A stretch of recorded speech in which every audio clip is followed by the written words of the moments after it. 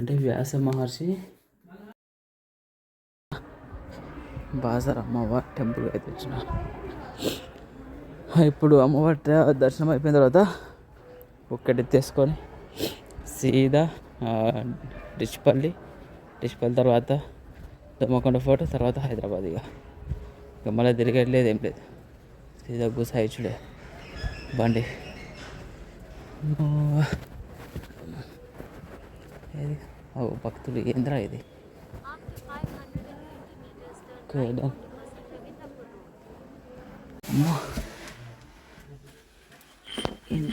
వంగి పోవాలా.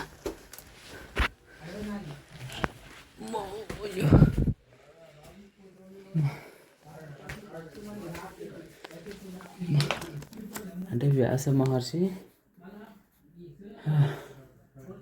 ఇలా తపస్సు చేసిండేమో.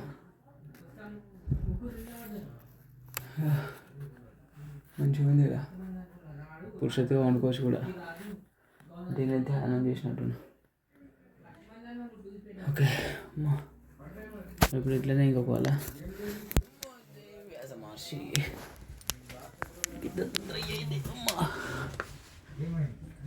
ఏం లేదు ఇలా అడుగుదాం ఏందా.